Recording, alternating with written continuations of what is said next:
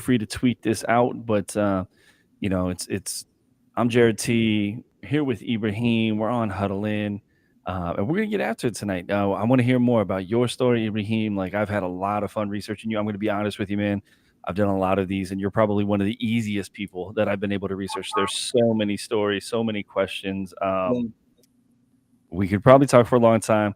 We'll have it go for at least 30 minutes. If we hit the hour mark, we'll cut it off there because I don't want to take up too much of your time. But um, as a very short intro, and then I want to hear from you directly, of course.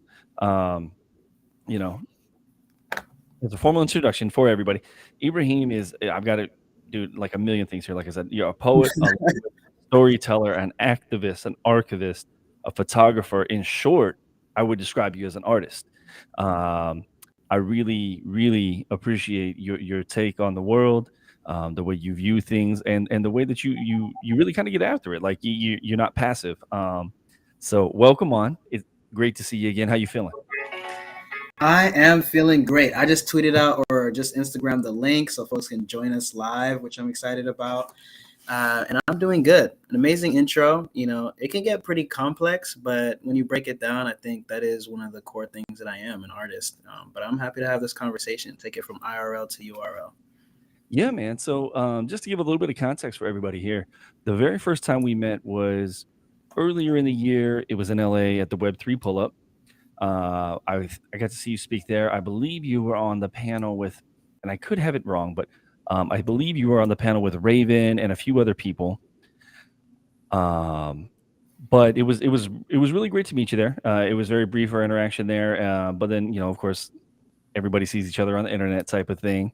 And then we got to link again down in Zoratopia. We were on the same panel, got to hear each other talk, and it just made a lot of sense that we came on here and we do all that we can to help you highlight everything that you're working on it and spread the word because I think this use case for blockchain and Web3 is significantly underrated and I think that you will really bring a lot of value to not just what you're working on, but to a lot of people around you. That is the goal. That is the goal. I don't know that it was LA. Like I think it might have been NFT LA that we first met. It might have. Were you at NFT Oakland at Zoratopia Oakland? I wasn't, no. Okay, then it was probably LA. I don't remember the exact circumstance, but I do remember seeing you, and yeah, then seeing you. It was just a week or two ago in Miami. It was really nice, and I really appreciate IRL events when it comes to the Web3 space, just because it allows us to nurture the connection just a little bit deeper. So I'm glad we're not just following each other, but following up. I'm excited to get into it. Definitely, definitely. Um, so I'm going to start off right away.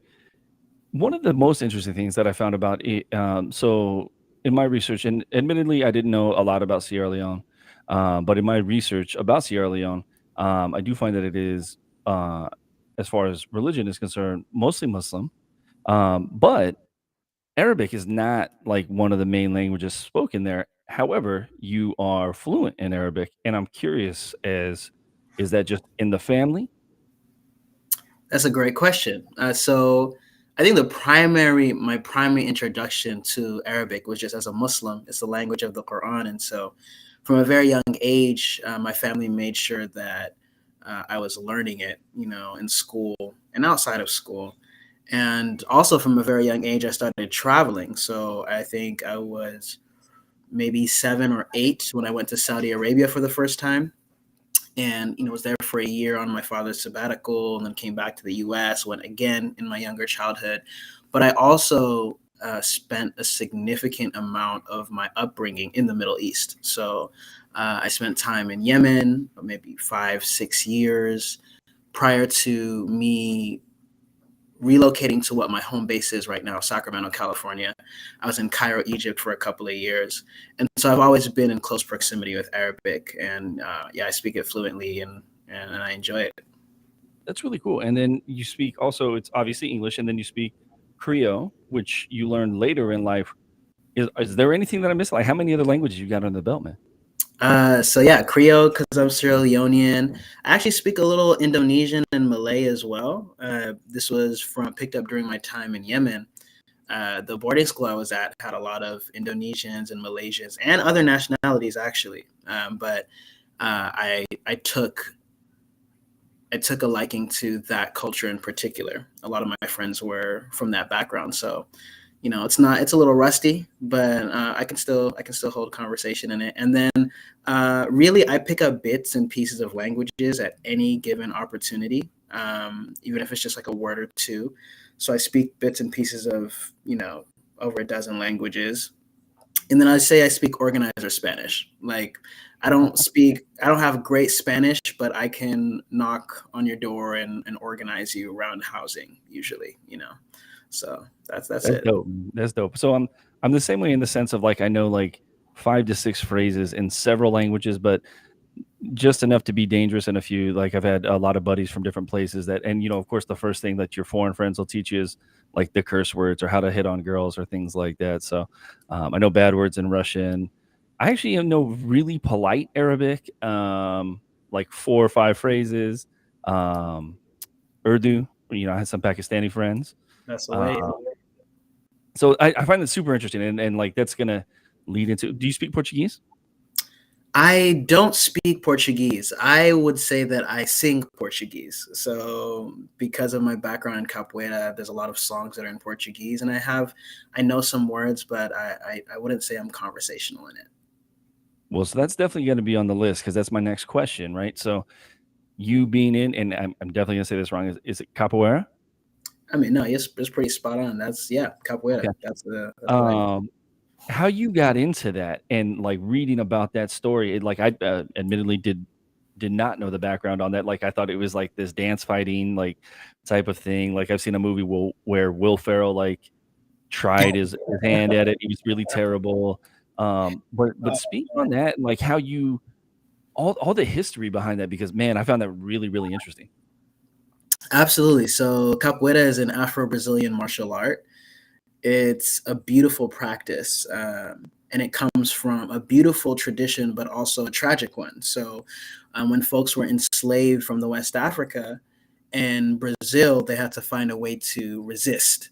And because they couldn't resist openly, what they did is they trained. Capoeira is really a martial art discipline that's also hidden within a dance and a performance. So that's why people oftentimes they see it and correlate it. It's like break dancing, capoeira, and there's some history that connects those two. But really, what it is movement and conversation that happens between people in which they are training themselves on a martial level, but also performing and also engaging in a beautiful poetic sort of synergy through movement.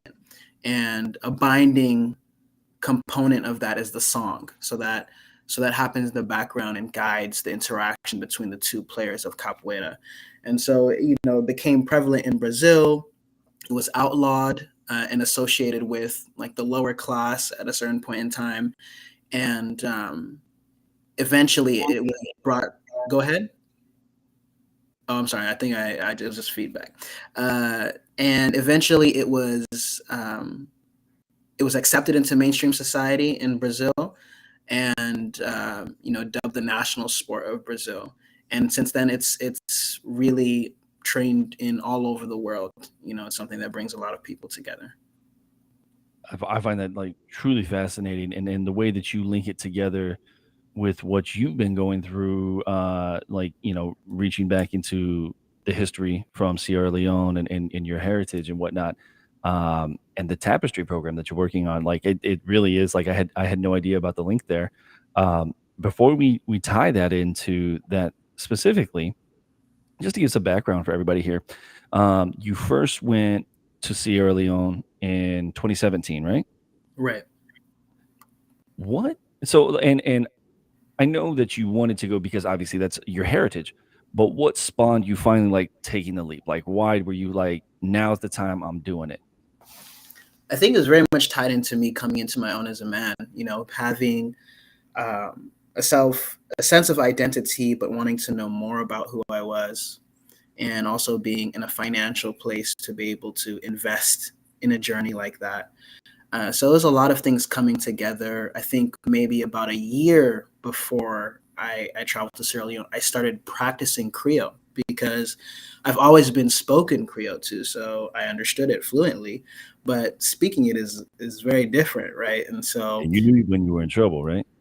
right, and it's funny. Like when I pulled up, I definitely had my Creole laughed at, which is something I really enjoy about languages, just that hump, because I believe right on the other side of like getting ridiculed for like mispronunciations is people seeing how genuinely interested you are in learning, right? And then people become your allies. So it all worked out. I think everything kind of coalesced into, and it was, divine timing, really. I think if I had gone earlier, I might not have appreciated the experience as much.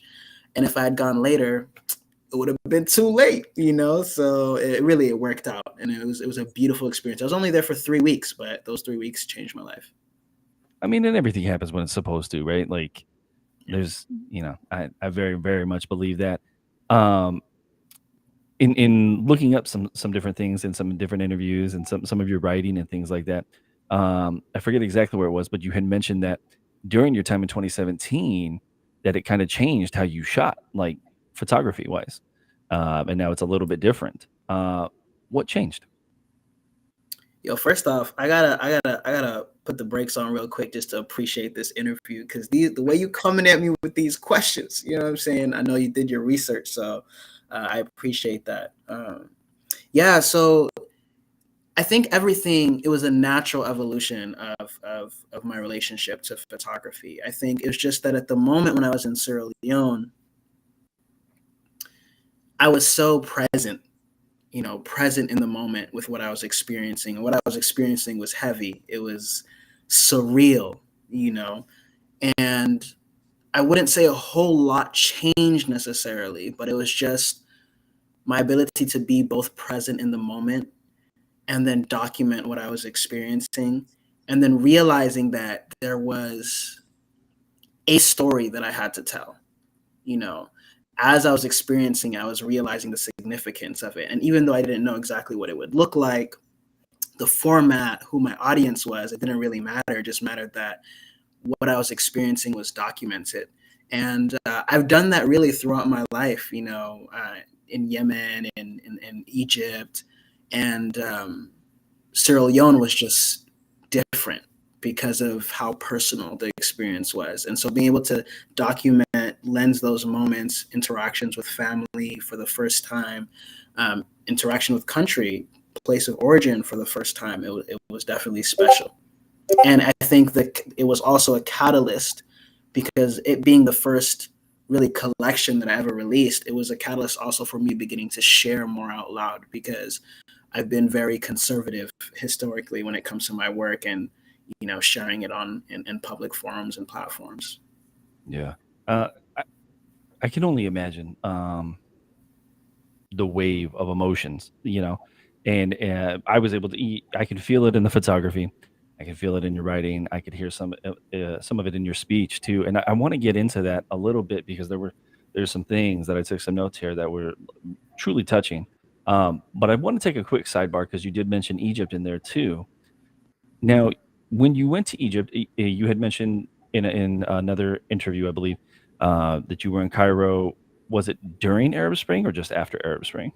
So it was right after Arab Spring. It was just the timing was, yeah, pulled up right after. And so still was able to feel and feed off of that energy that was existing at the time, and see where people were at, and was able to document some of that as Egypt then descended into some more turbulent times. And so what I'm curious about with that is like how I mean, it was truly a historical event. I remember watching it on TV day in, day out. You know, can you is there a way that you're able to reflect at how maybe that has shaped or at least impacted you, at least in some way artistically at this point? Oh, 100%, 100%. Speaking of catalysts, Cairo, me being in Cairo at the specific time I was in Cairo, has shaped who I am as a creative. I actually showed up there. I was there with my family, and my family ended up coming back to the US, and I just stayed out there for like 3 years. And I was doing a whole bunch of stuff. I was designing bow ties,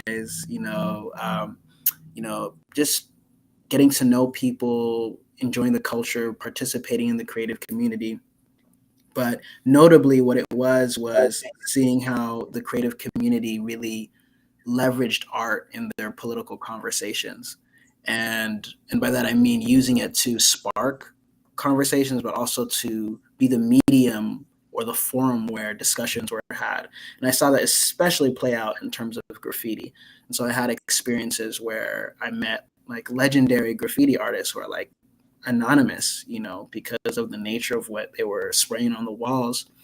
And coming out of that into a very political and active, like active involvement in terms of organizing. As I did my organizing and knocking door to door and fundraising and campaigning and direct action and all of that, I was always simultaneously doing art and really seeing the value and the importance of, you know, pushing and moving and inviting people through art to different and new understanding. So it was definitely very, very informative, and definitely a lot of creative juices from the people that I was surrounded with rubbed off on me, but really just the utility, like the true utility of art, it hit different out there. Yeah, dude. I mean, it's again, I still remember the images, and I was nowhere near it, so I can only imagine. So it had to be pretty incredible. I want to get back to some of the emotions and with your initial trip to Sierra Leone before we talk about it's been about a year now since you went back the second time, right? Correct. Correct. So before we get into that though, and I might have the timeline wrong here, but you had interacted with some different chiefs that knew your great grandfather. Was that in 2017 or was that last year? So that was last year. So that was Okay. last year and some of this year. Mostly actually this year when it occurred. Yeah. So I mean, dude, that has to be insane, right? Like somebody that knows your direct lineage like that and knows you like I guess the first question that comes to mind is like how do you handle that emotionally? That's a lot, right? It is, but it's also very much why I'm there. If, even though I didn't experience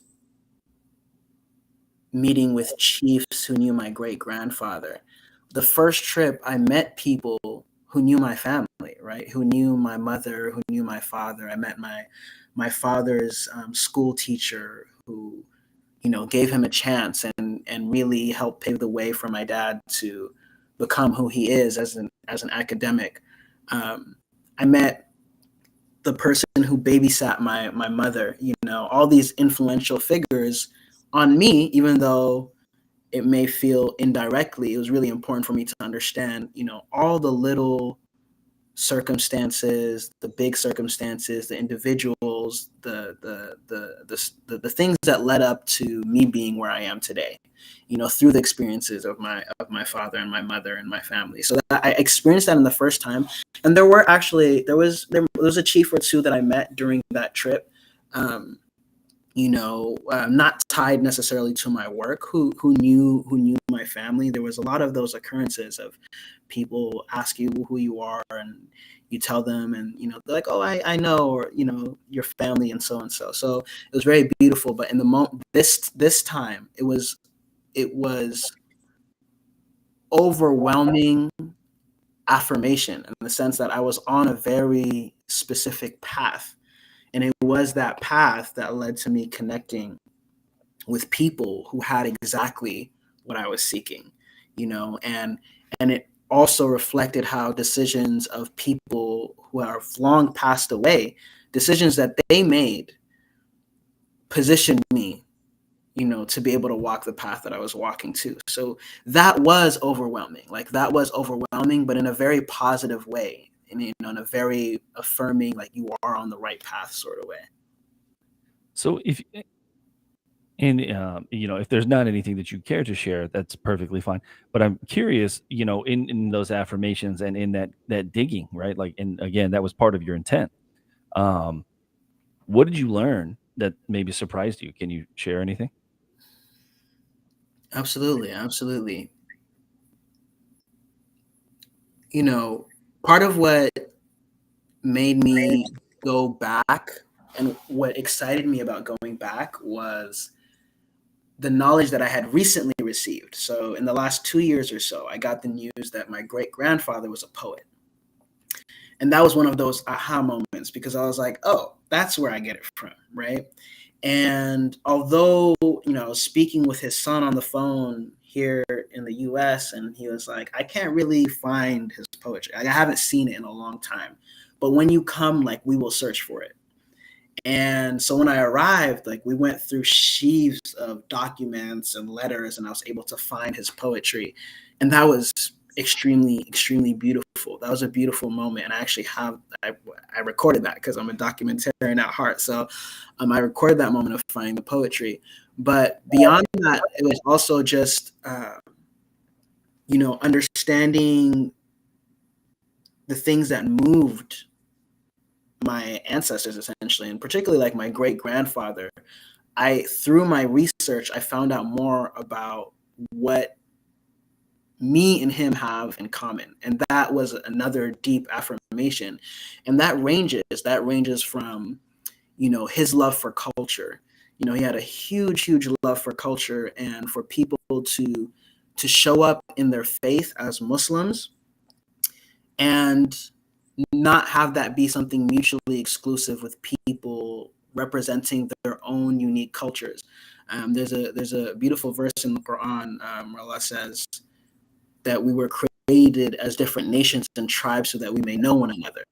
And that was an ethos that my great grandfather really moved by. So he would bring people together and have people come together to spell it for spiritual occasions, but make sure that people could show up and represent their own individual tribes.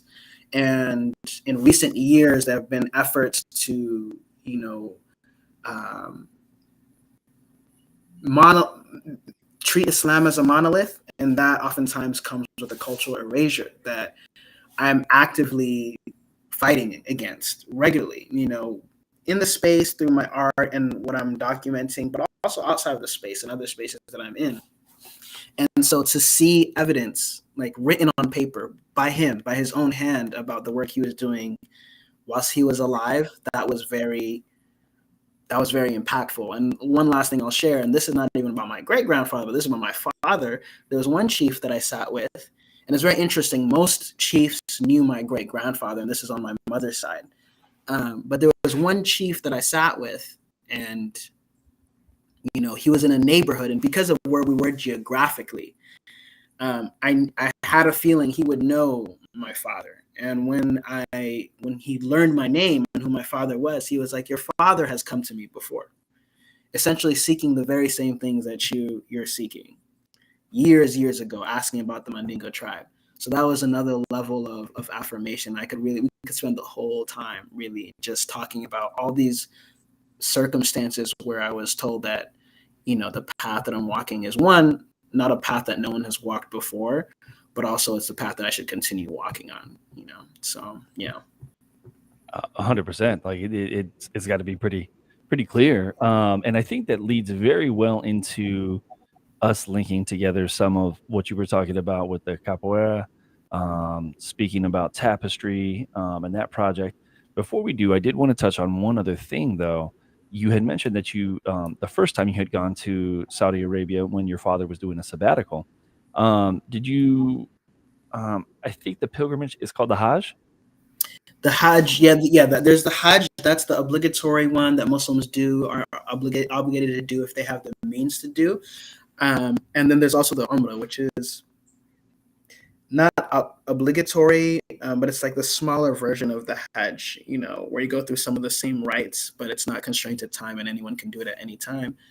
I was able to experience the smaller one at a very young age, and I still have very vivid memories of seeing the Kaaba, the square building that we pray towards, as Muslims all over the world 5 times a day.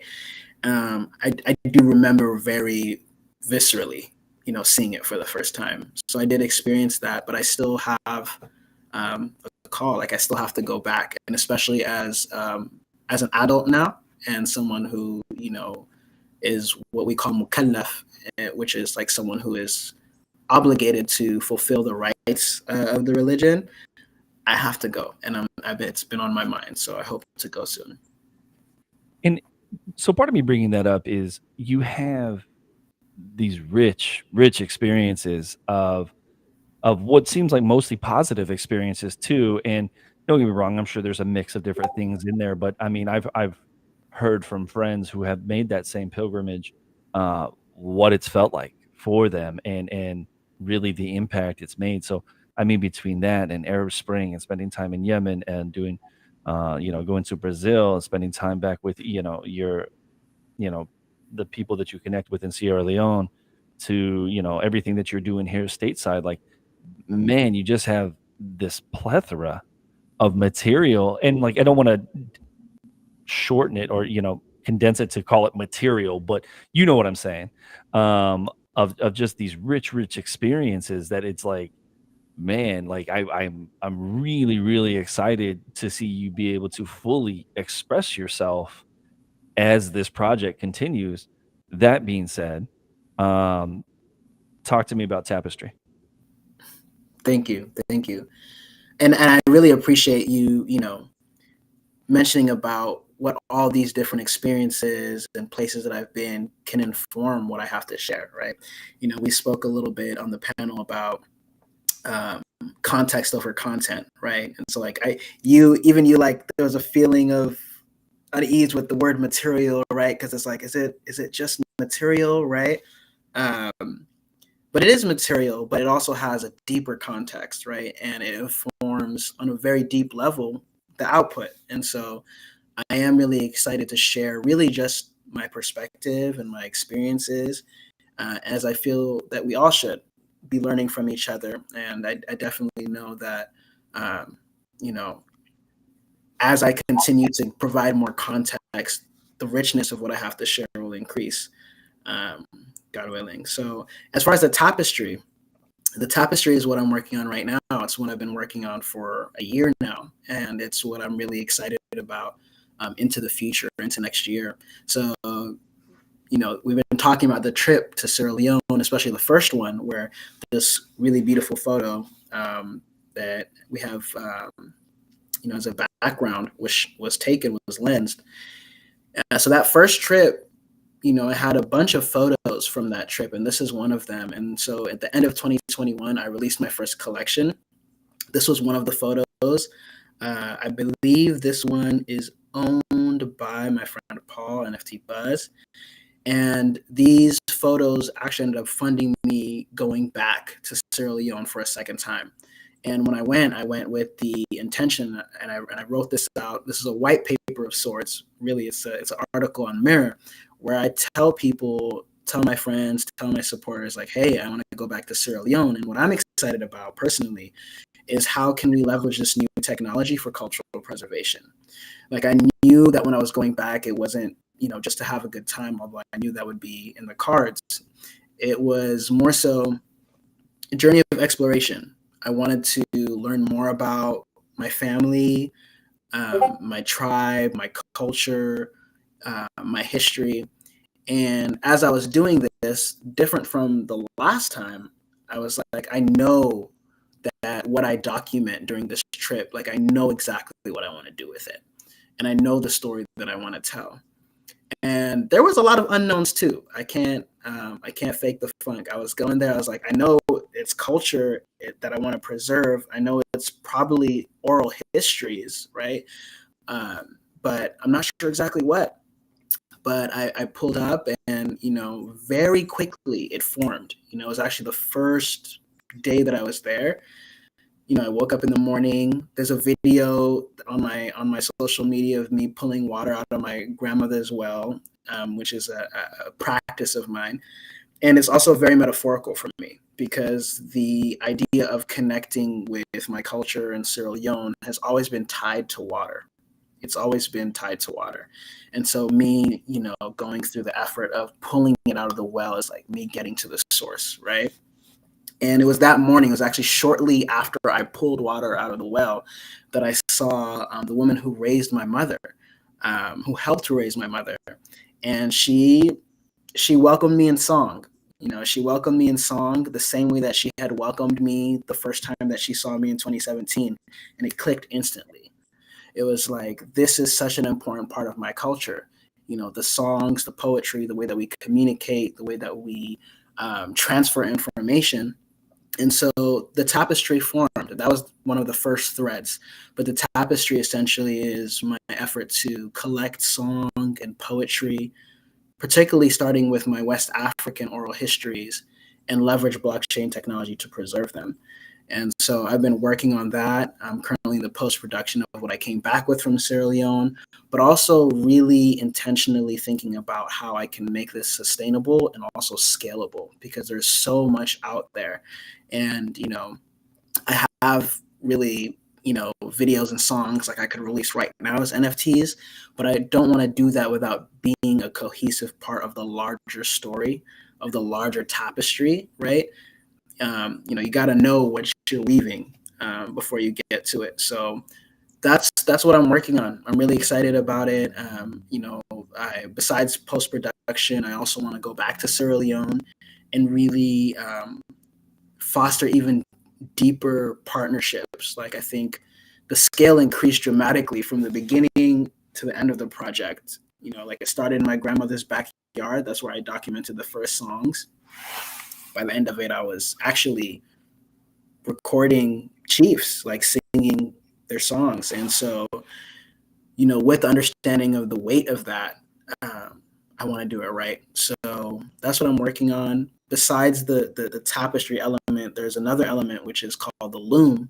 And that's really just the tool that I want to use so that people can navigate the story in a very dynamic way. I could geek out about it. There's like decentralized file storage and metadata, the role that those elements play. But that's the short of it. And I think it's going to come together really well. One of the things I'm curious about is um, how detailed do you get into all of that detail? Like when you go, like you said, nerd out about it a little bit, when you're back actually like talking to people about it and saying, "Hey, I'm documenting it for this purpose." One is, how receptive is everyone to it? And I guess two is, have you run into anybody that's like, "Nah, I'm good"? That's a great question. I'm trying to think off bat. Did I run into anybody who was like, "No, I'm good"? And honestly, no. Even the no's that I got were really just people not having the time or the energy. Like, I'm thinking of some chiefs who like, we had plans to make it happen, but just certain things fell through. There were instances where that happened, but it was never like, this is a bad idea. I have had multiple experiences where I was affirmed that there is a responsibility on this generation and the upcoming generations, if we want the chain of narration to continue, to actually seek out these stories.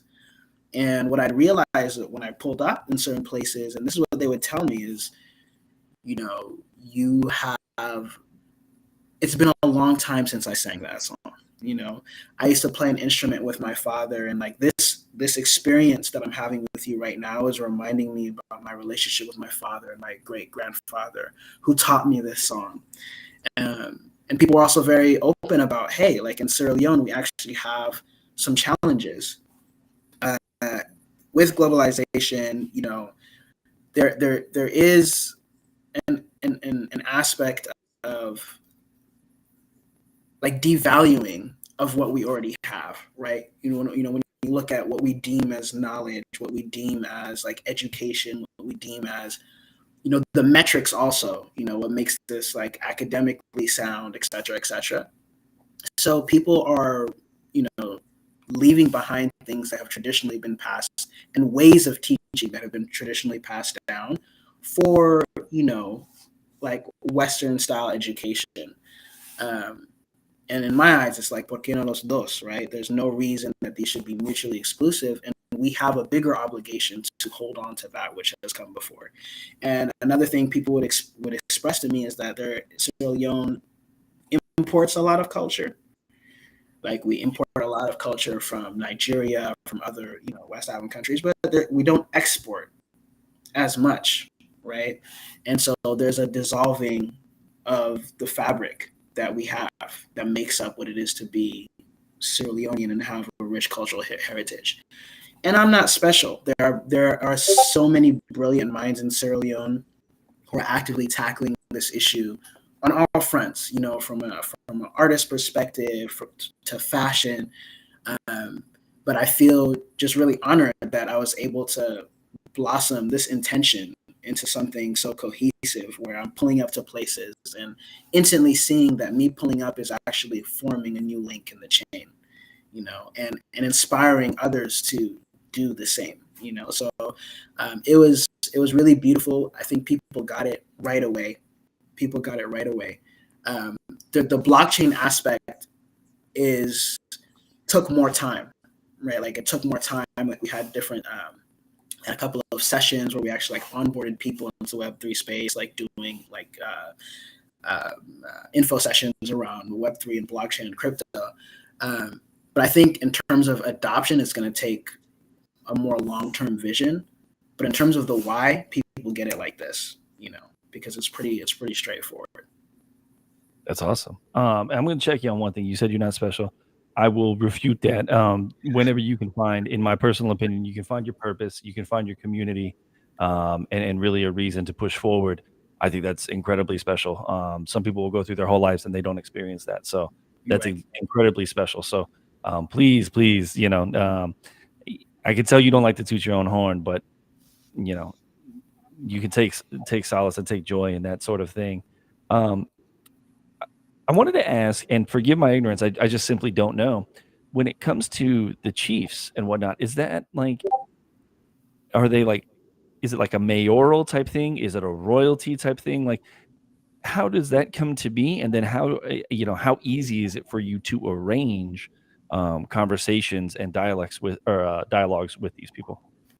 That's a great question. So one, from my understanding, the history of Sierra Leone, traditionally we didn't have chiefs. Like chiefs were just kings and queens. Like that's how it was, you know. But post-colonialism, we find that the chief system uh, was actually wielded as an instrument of colonialism. Like it was the way that uh, like colonial control was exercised over different areas. Now post colonialism, um, the chiefs are still there. You know, they're not called kings and queens; they're called chiefs, and every tribe has what's called a paramount chief, and every paramount chief, then has like section chiefs that are based on location. So there were some chiefs that I worked with that and I communicated with who were just chiefs of neighborhoods, right? It's like a neighborhood in Freetown. She's the chief of that neighborhood, but she has a chief that she reports to, and she really couldn't have me work with her and collaborate with me without talking and getting the okay from the paramount chief. So there are multiple instances of that. But I also communicated and met with paramount chiefs, and so the top chiefs in the land. And some of those chiefs actually were the chiefs who knew my great grandfather.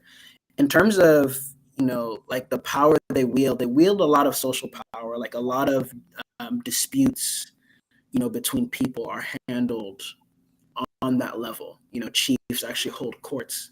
I remember one time I pulled up to a paramount chief's house, and it was a big house, and we pulled up to the front gate, and it seemed very quiet, and we felt like it was just us. He had told us to come, and we were led around the back, and we're excited, we're talking loud, and then we like turn the corner, and there's a whole, like a not a basement, but like a lower level that's essentially a court, and court was in session.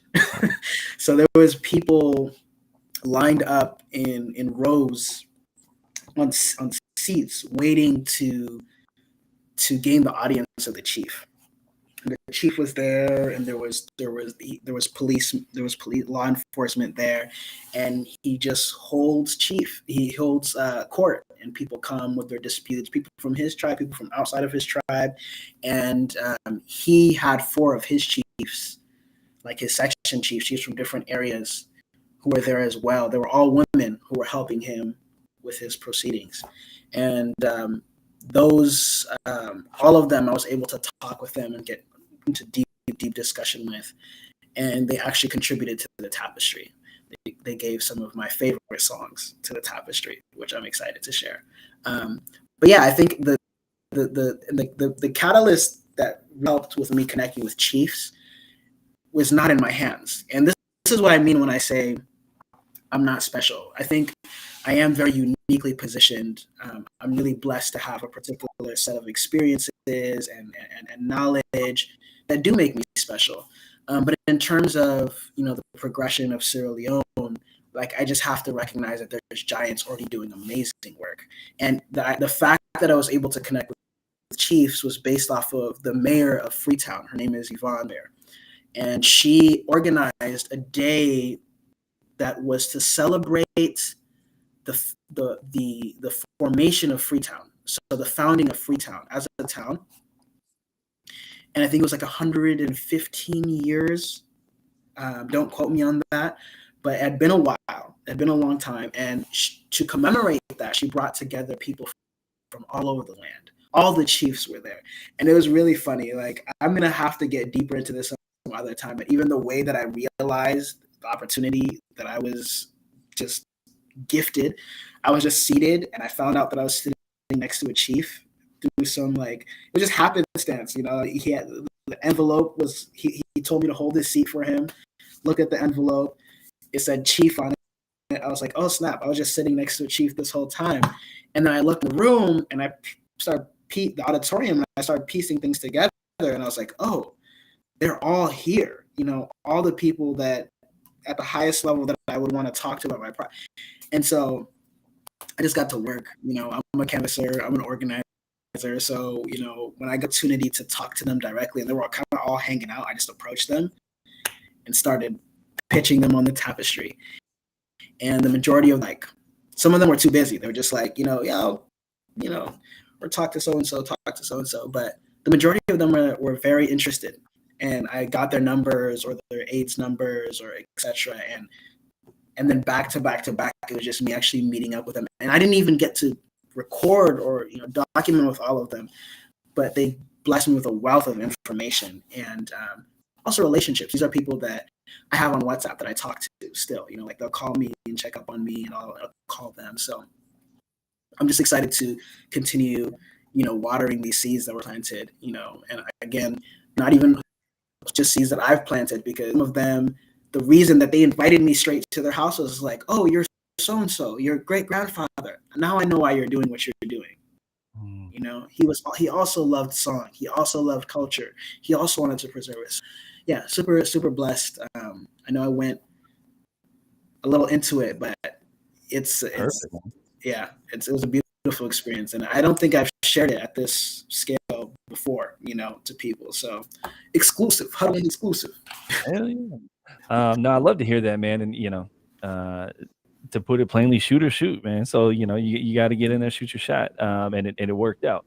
I also do love how self-aware you are too, recognizing that we all stand on the shoulders of other people, right? And most people don't recognize that. I'm sure I'm guilty of that. So to be able to recognize that, but then also to advance the conversation and to advance the movement and the preservation and all that, like that truly is special, man. Truly, truly. Um, Couple more things, and I won't hold you too long. Um, how did you find 50 millimeter collective? Mm, that was very organic. It wasn't that many people in the club back then. We started off in those clubhouse rooms, with the same people. By the time we had migrated over to Twitter Spaces, there was already very clear, cultures and subcultures. I feel like very small, but in the NFT space, like you knew who was a photographer. You knew who was who was repping and holding it down for marginalized communities. You knew who was trying to build. You knew who was degenning. You know what I'm saying? And I had a regen phase. I'm more of my regen phase these days, but I get it. And we went through it. And so I don't even know when the first time I really met Raven was, or when I saw him on the timeline. I really think it was just somebody that I associate, with those first days. So just staying connected, and when you recognize that there's alignment with somebody in certain respects, you want to make sure that you show support. So it was just always following, Raven as an individual. And so by the time the 50 millimeter collective launched, I was in there like skincare. There was like as an option to exhibit. And shout out Raven, because really Raven, Chelsea, the 50 millimeter collective, that was my first time. I want to say that's my first time I ever exhibited, an NFT. It was the first time I'd ever exhibited an NFT. And so, fast forward to now, to where I've been on billboards and, in numerous galleries, as far as my work that is minted, I always remember that. Yeah, no, that's really incredible. So I got to ask you from a DGen standpoint, and it's just it's the DGen in me. I'm guilty as charged, man. For the first like year, that's all I was doing, just buying and flipping things like that. So first, it's gonna be three parts. What was the first NFT that you can recall buying? What was the worst NFT that you can recall? You really gonna do me like that? Not on the live stream. But then I'll let you redeem yourself. What was your biggest win? All right, first one is easy. The first NFT that I ever bought was a piece by Ja. Ja is an amazing artist, visual artist, storyteller, filmmaker, also head of media and communications at Zoratopia. Also partnered with Latasha, who's a behemoth in of herself. But Ja, that was the first NFT that I saw and I liked, and I could also afford. It was like $17, if I remember correctly. So I swooped it with the quickness. The funny thing is, it was addictive. So by the end of the day, I had two other NFTs, and I spent like $500. And that's just the nature, I feel like, of the spaces. Like, when you realize what it's like to put money where your mouth is and actually support an artist and say, like, I believe in your trajectory and I want to support you with ETH or TES or Matic or whatever it is. It's very special, because you're literally putting your support on the blockchain, and that will be there for as long as the blockchain exists. And so that was special. The worst NFT that I ever purchased. Geez. Adjective animal. Right. So the thing is, I actually didn't do a whole bunch of PFPs. Like, I had a religious qualm with PFPs because as a Muslim, we're not allowed to gamble. And so for me, interacting with like the whole mint and trying to make that come up was dubious, because it was like throwing spaghetti at the wall, see what sticks. And for the longest time, I didn't mint anything. And I think I minted one thing. Like, I minted a wicked cranium, but like I didn't do the PFP thing until like I talked to my ethical financial advisor and was able to get like clear like Islamic rulings around how I could interact with the NFT space. And really, it just affirmed for me that I just have to be diligent if I'm buying, even if it's like not a PFP. Like, I have to be buying something and not gambling. Like, actually be convicted on like the value of what I'm buying, and like I won't, after I purchase it, I feel bad if it doesn't moon. So I developed some metrics, and eventually I did start minting PFPs, but didn't mint a whole bunch. I'd say really the worst thing, and I don't want to tear down any projects because these have actual peoples behind them, and I don't think I really got behind like a rug. I don't think I ever, like, the majority of my pieces are actually just like art. But I'd say the worst thing that I did was I fat fingered a purchase. And what I mean by that is I thought, because I had notifications on for somebody, and when something like an NFT dropped, and it was a notification for somebody else Oh, is mint, and I thought it was another person's mint, and I didn't even blink. I was like, I love this person at that price. I didn't even look at that. I was like, to own a piece by this person is crazy. And I just like boop boop, hit the transaction, went through, and then it turned out to be like not even an NFT from the person I thought I got it from. So that was my biggest L, because that was me slipping into what I was just talking about, right? A little bit of like not moving intentionally with where I place my money. It's kind of like it was a little bit of FOMO. It was like this person is really cool. Like I would love to have a piece by them. Like it doesn't even matter what it ends. Like turns out it does matter. So that was my biggest L. I think my biggest L actually, and I can't even. I struggle with this. I can't even call it an L because it was necessary. My biggest like loss really was like selling my Jake the DJ piece. Like I got a Jake the DJ piece, and he's an incredible artist, right? And I got a piece from him for free, and I sold it maybe for like it was like I ended up getting like 1.5 ETH or something for it. But the reason it was an L is because I would have been a holder of Jake, and that's a long-term hold for sure. But the reason it wasn't an L really was because the 2 ETH that I was able to raise for this trip back to Sierra Leone was not nearly enough. Like I ran out of money so quick, and it was my degenning in a sense that saved me. It was like really all the NFTs that I had in my vault that ended up just like liquidating towards the end of 2021, beginning of 2022, to help sustain my stay out there. So my vault went down, especially like my big pieces. But that's the one that like I missed the most, like my Jake the DJ piece. the one that got away. Yeah, the one that got away. And in terms of the one that like my come up, one it would have been that, my Jake the DJ piece that I got. But also, I love my Chimodus. For folks who don't know, Chimodo is an iconic, hip hop photographer and just photographer. Period. A lot of the photos that of like Biggie and Tupac from back in the day, he used to shoot for the Source magazine. They were shot by Chi, and Chi actually minted a collection shortly before he passed away. And it wasn't that many photos, and I was one of the folks who got in early.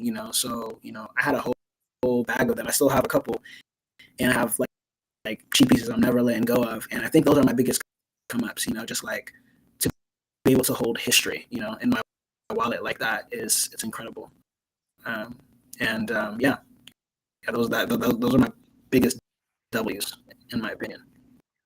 Yeah, I mean, some good stories behind it, and everybody has them, man. I've got some on there. I'm like, I look back on things. I look through my wallet like to the early days. I'm like, oh God, what were you doing? Like, Right. we have. But look, man, I really, really, really appreciate your time. Appreciate you coming on and sharing. What I do want to know is, are there any specific dates or anything that we need to be on the lookout for you? One, and two, when are you going back to Sierra Leone again? Ooh, ooh. Those are the best questions. I'm gonna disappoint you and be the mystery man, because that's how I am typically with these things. But I would say to look out for something very soon, very, very soon, in terms of my next work. And I really haven't dropped anything on the Ethereum blockchain this year. And I'm thinking that I wanna drop a thread or two. So I would say definitely stay tuned, keep my notifications on. That's the best way to know, because the algorithm doesn't always work in one's favor. But if you have someone's notifications on, you'll see what you want to see when it's time. And so that's as far as drops and things to look out for. As far as going back to Sierra Leone, if I had the funds, I'd be in Sierra Leone right now. In this weather? Are you kidding me? So that was initially the plan, actually. It was to be back there, this December into next year. But the funds aren't necessarily there. Like I'm grateful. I've been able to raise some funds through Gitcoin, which was a great, a great ecosystem. Would love to like hop on at some point and just talk about that side of crypto, because I feel like a lot of people miss out on like the open source public goods, side of thing, which is really, really healthy.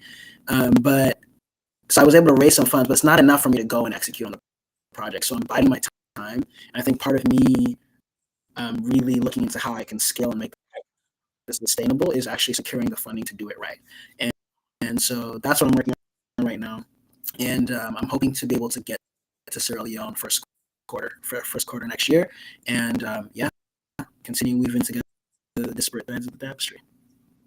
Man, love to hear it. I'll be keeping up with you. Please, please, please let us know on the Huddle Inside if there's anything we can help with.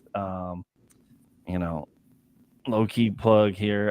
Got to get some Ibrahim work on there, even if it's the throwaways. Man, I'm gonna take it. I'm gonna take it. And I'm like one of the biggest collectors on there. So like I can't promise anybody that's watching like you're gonna get a fair shake at it if I see it.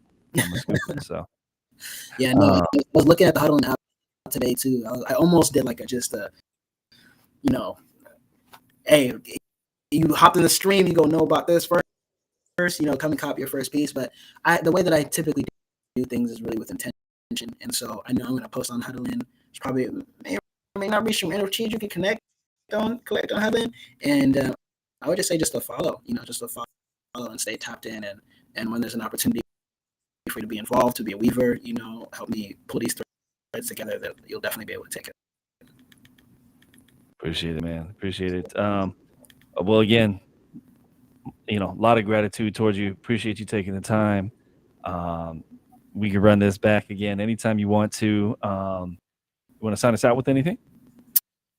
I just want to revolutionary level of appreciation for this joint, because this was nice. This was nice. It was nice to get prodded in a non-invasive way. Just like get asked deep questions that provide more context. Like I think talking about the work is important, and I love that. And we did do that. We did some of that today, but you really do need to have context on the artist to appreciate the depth of the art itself. And so yeah, thanks for just setting the stage for that. I'm excited to come back. Excited to see you. I'm trying to see you before I go back to California. So maybe make that happen. Oh, bro. Yeah, we got to make it happen. For those that don't know, Atlanta's about to be like 10 degrees. It's the coldest it's ever getting in Atlanta. It's terrible. I hate it. But it's like Merry Christmas. You get a lot of cold and no snow. Right. Uh, Yeah, that's pretty much it. I would just say, yeah, just stay tapped in. And I've mentioned this a couple times as it relates to myself, but I just want to plug this for folks. For others.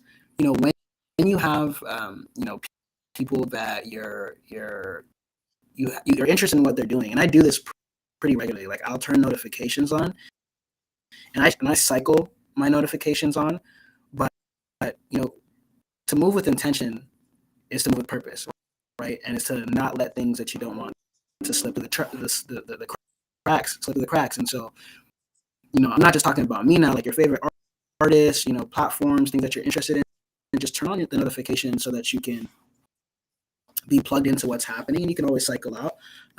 When you're shifting focus or want to give more attention to somebody else or something else. But yeah, just wanted to plug that. Turn on notifications for Huddle. If I haven't seen the other interviews, but now I know I gotta go back and see them, and stay plugged into what folks are getting here for sure. So yeah, appreciate it. We get into it. We get into it, and I'm on my grind with this. We're gonna see a lot more. And anybody you wanna link with, I'm very grateful for that too. So thank you again. We'll definitely connect. We gotta connect. It's there's so many people here in Atlanta, but like not a lot of people that are like front facing on the Web3 side as much. Um, although that we got Jamie, there's Andre out here, like lots of good folks. But yeah, Iris, Black NFT, Hanif, Atlanta really outside, So we gonna get to it. I'm excited for it. all right, man. Well, thanks again, everybody tuning in. Make sure you follow Ibrahim on Huddle In. And keep your eye out because he's gonna stealth drop, and I'm gonna beat you to it. Appreciate it, y'all. Thanks to everybody who tuned in, for real. Thanks, man. Peace. Peace.